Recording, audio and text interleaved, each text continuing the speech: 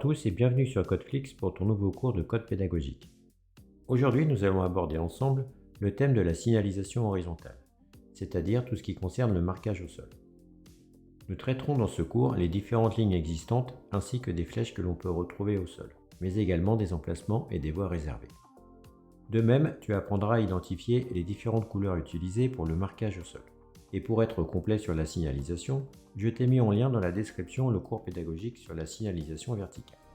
J'envoie le générique et on se retrouve juste après.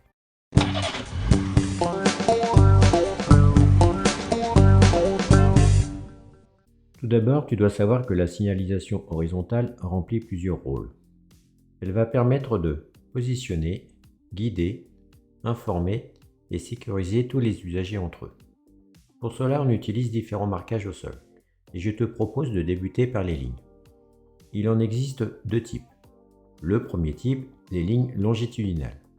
Elles sont divisées en deux catégories. Il y a la ligne de rive, elle permet de séparer les voies de circulation avec l'accotement ou la bande d'arrêt d'urgence. Et il y a la ligne médiane. Son rôle est de séparer les voies de circulation, comme on peut le voir sur l'illustration. Le deuxième type de ligne, ce sont les lignes transversales. Elles permettent d'identifier les signaux d'intersection, les passages piétons et les ralentisseurs. Ensuite, tu retrouveras les flèches, également divisées en deux catégories. Il y a les flèches directionnelles, qui te permettent de t'aider dans ton placement dans les voies, en fonction de ta direction, et les flèches de rabattement. Leur rôle est d'annoncer une ligne continue ou bien une réduction du nombre de voies. Passons au marquage au sol, identifiant les voies réservées. Il en existe 4. Celui pour les véhicules, celui pour les cyclistes, pour les bus, et enfin celui pour la voie de détresse. Puis terminons la liste des différents marquages au sol avec les emplacements réservés. Il en existe également 4. Celui pour les livraisons, les personnes handicapées, les zébras, et enfin le stationnement.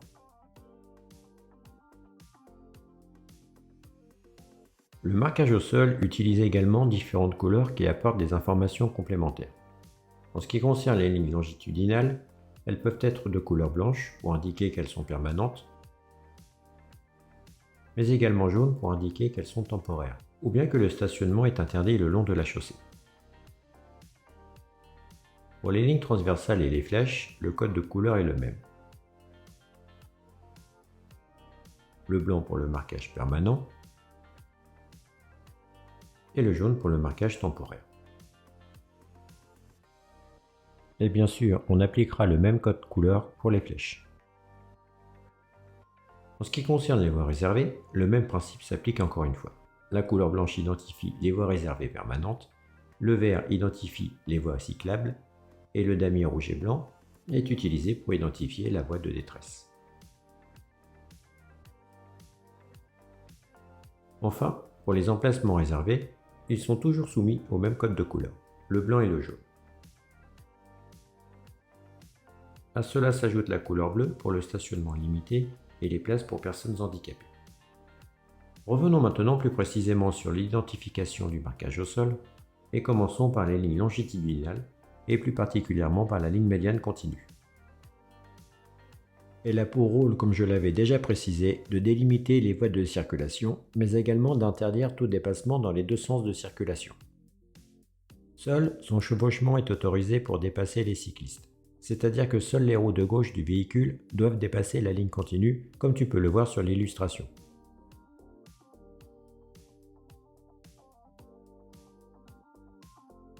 À savoir, si tu franchis une ligne continue pour réaliser un dépassement, tu encours une amende de 4e classe de 135 € et un retrait de 3 points. Voyons maintenant la ligne médiane discontinue identifiable grâce aux espaces entre chaque trait. Tout comme la ligne médiane continue, elle délimite les voies de circulation en double sens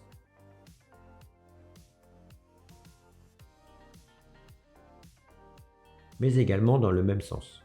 Elle autorise cette fois-ci le dépassement.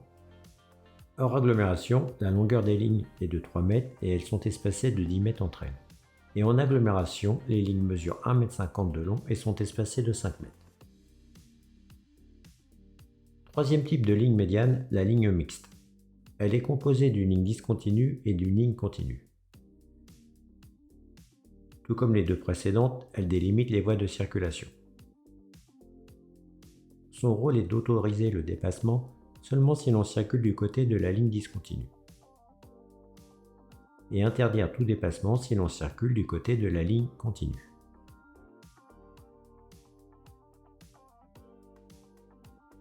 Seul le chevauchement est possible pour dépasser un cycliste. Quatrième type de ligne médiane, la ligne de dissuasion. Elle est constituée de traits espacés comme la ligne discontinue, mais pour la différencier, on peut voir que les espaces entre chaque trait est beaucoup plus serré. Sur une route hors agglomération, elle délimite les voies de circulation bien sûr, tout comme les précédentes lignes.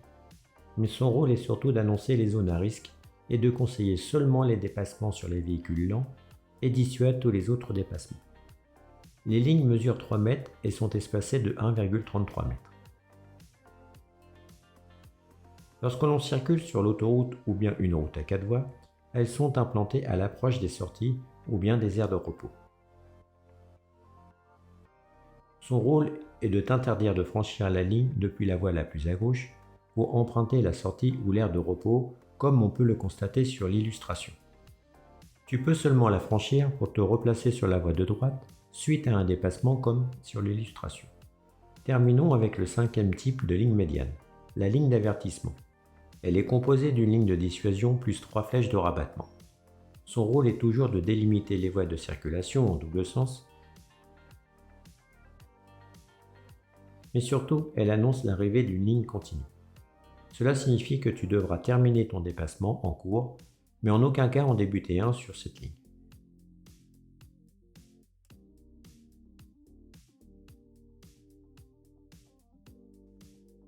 Abordons désormais les lignes de rive sur route, et commençons par la ligne de rive discontinue située sur le côté droit de la chaussée.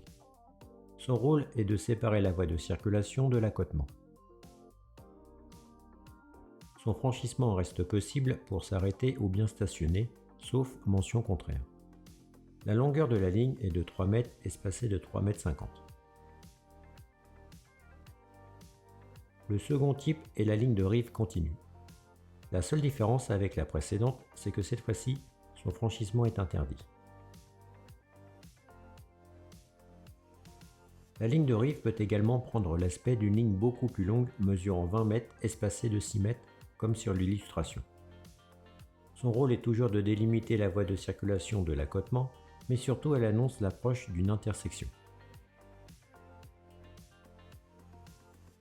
On peut retrouver cette même ligne de rive sur une route à 4 voies, mais cette fois-ci elle sépare la voie de circulation de la bande d'arrêt d'urgence.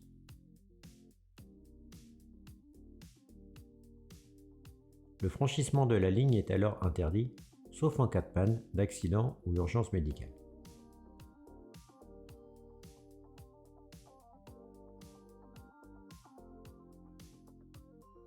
La quatrième ligne de rive est celle que l'on retrouve sur autoroute.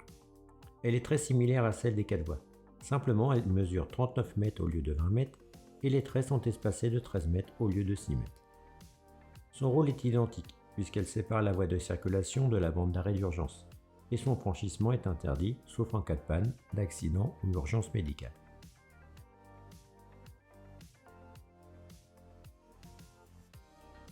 Il faut savoir que le franchissement d'une ligne de rive est passible d'une amende de 4e classe, c'est-à-dire 135 € et un retrait de 3 points sur le permis de conduire.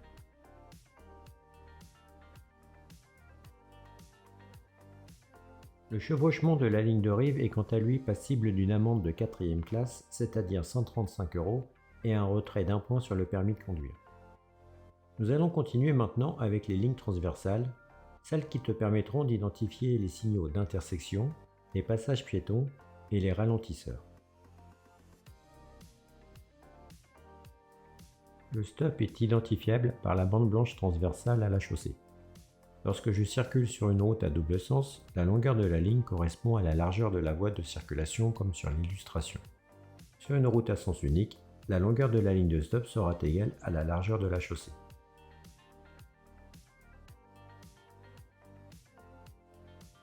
L'identification par le marquage au sol d'un CD de passage se fait par la présence d'une succession de carrés blancs espacés les uns des autres.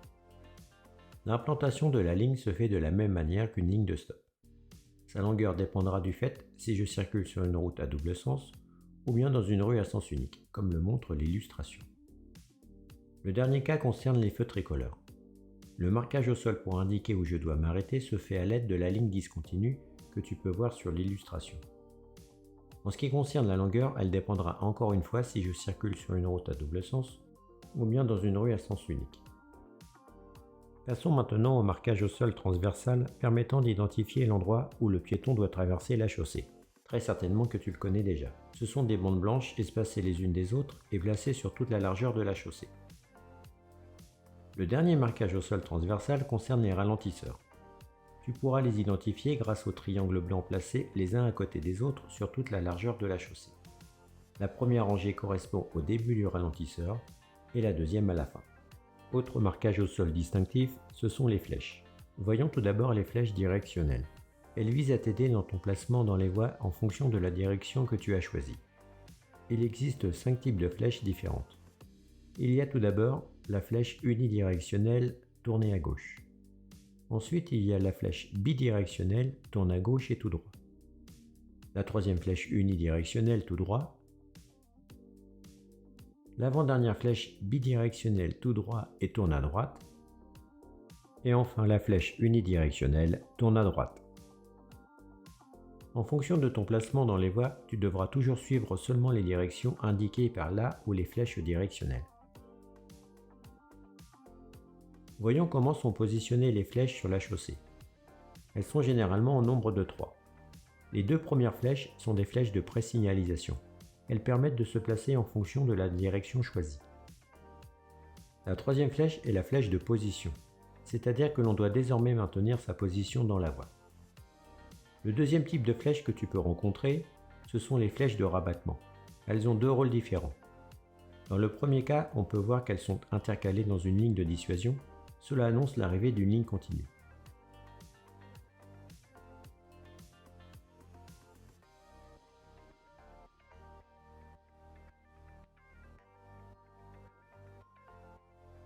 Dans le deuxième cas, placées sur la voie de circulation, elles annoncent une réduction de voie.